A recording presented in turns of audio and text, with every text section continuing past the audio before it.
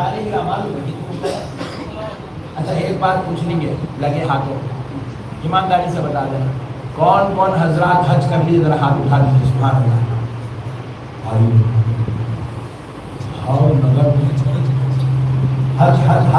حاجی صاحب کتنے ذرا ہاتھ اٹھا دیں حاجی صاحب اللہ اکبر اللہ اکبر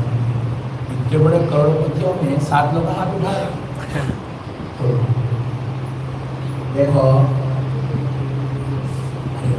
پیارے لوگ ہیں کروڑ پتیاں پورے ابھی ہم آگے آگے دیکھیے عالیشان بلڈنگاں بہترین فلیٹس بہترین گاڑیاں میرے کو بھاؤ نگر احمد نگر سے زیادہ زبردست شہر دکھا بڑے روڈ ابھی وہ چورستے پر ٹرننگ لیا تھا اتنا بڑا چورستہ تو حیدرآباد میں بھی نہیں ہے ایسی زبردست ڈیولپ سٹی ہے ماشاء اللہ بھاؤ نگر اس کے اندر اتنے بہترین لوگ ماشاء اللہ دیکھیے بھائی میں ایک بات عرض کر دیتا ہوں مسئلہ ہے دین کا میری طرف سے تحفہ سمجھ کے رکھ لیجیے بعض باتیں کڑوی ہوتی خالی مٹی ڈالنے کا پلائے تو وہ بخار ختم نہیں ہوتا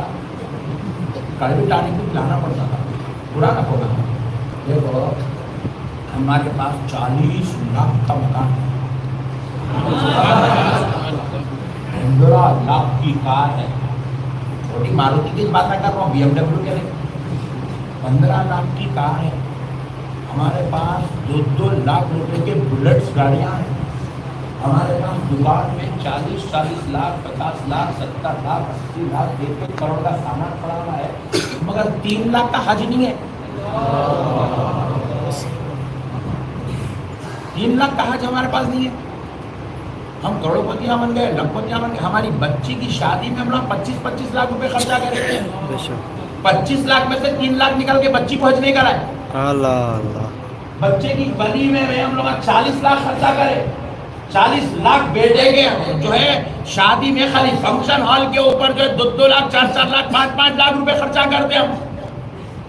نہیں ہے ایسے لوگوں کو یاد کر کے دعوتاں دے کے بلاتے آؤ بھائی آؤ کتنے لوگوں کی دعوت ہے 1000 آدمی سے اگر 100 آدمی کو کم کر دیتا تو بیٹے کا حج ہو جاتا تھا واہ بھائی واہ ہم لوگ دعوتاں کریں گے کھانا بنائیں گے بلڈنگاں بنائیں گے شادیاں کریں گے دعوتاں کریں گے گاڑیاں خریدیں گے وہاں کریں گے وہاں کریں گے وہاں کریں گے بیٹھ کے پھریں گے نئے سنڈا ماریں گے حج نہیں کریں گے اللہ جبکہ جس دن ہمارے پاس دولت آ گئی اس دن ہمارے اوپر بنگلہ فرض نہیں ہوا کار فرض نہیں ہوئی شادی فرض نہیں ہوئی مگر اللہ کی قسم حج فرض ہو گیا دولت آ گئی حج فرض ہو گیا دولت مند ہو گئے آپ کے پاس اتنا پیسہ آ گیا کہ جتنا حج کو جانے اور آنے کے لیے لگتا ہے اور اتنا پیسہ آ گیا کہ جا کے آنے تک گھر والوں کے کھانے کا پیسہ ہے اخراجات کا پیسہ ہے تو آپ کے اوپر حج فرض ہے ایک صاحب کچھ مولانا کرائے کے گھر میں مگر میرے پاس 10 لاکھ روپے حج فرض ہے میں بولا تیرے اوپر بھی فرض ہے تیری بیوی پہ بھی فرض ہے ذاتی گھر کرائے کا گھر کا مسئلہ نہیں ہے پیسہ ہے تو حج فرض ہے ہمارے جامع نظامیہ میں مفتی صاحب کے پاس ایک صاحب ہے آگے پوچھا حضرت میرے پاس 5 لاکھ روپے رکھے ہوئے میری بچی کی شادی کے بعد سے اٹھا کے رکھا ہمارے گھر میں بول رہے ہیں حج فرض ہوگا پیسے رکھے تو حج فرض ہو جاتا پیسے آ گئے تھے حج فرض ہے حج کو جاؤ پیچھے پڑے مفتی صاحب کو آ کے پوچھے حضرت میں پہلے حج کرنا نہیں پہلے بچی کی شادی کرنا مفتی صاحب بولے اگر حج کے مہینے سے پہلے بچی کی شادی ہو رہی تو بچی کی شادی کر دینا واہ بھائی کیونکہ حج ہر مہینے میں نہیں ہوتا نا حج کے مہینہ آنے سے پہلے بچی کی شادی فکس ہو رہی تو بچی کی شادی کر دو لیکن اگر حج کا مہینہ آ رہا اور شادی ابھی مقرر نہیں ہوئی تو پہلے حج کرو تو بول رہے ہیں صاحب میں حج کرا تو پیسے ختم ہو جاتے بچی کی شادی نہیں کر سکتا ہوں میں پھر کیا کروں میری بچی کا کیا آئیں گا حج کے بعد آئیں گا رشتہ سال کے بعد 6 مہینے کے بعد آئیں گا مجھے تو کرنا ہے کیا کروں مفتی صاحب شبلا بولے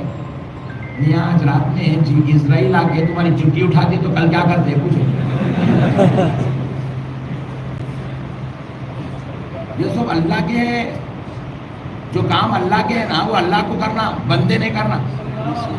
جو قانون تمہارے لیے مقرر ہوا وہ کام تم کرنا کس کو کھلانا، کس کو پالنا، کس کا کیا کرنا، یہ اللہ کی ذمہ داری ہے، یہ اللہ کا نظام ہے، یہ اللہ کی قدرت ہے۔ پیدا کرنا بھی اس کا کام ہے، جوان کرنا بھی اس کا کام ہے، شادی کا انتظام کرنا اس کا کام ہے، بلا لینا بھی اس کا کام ہے۔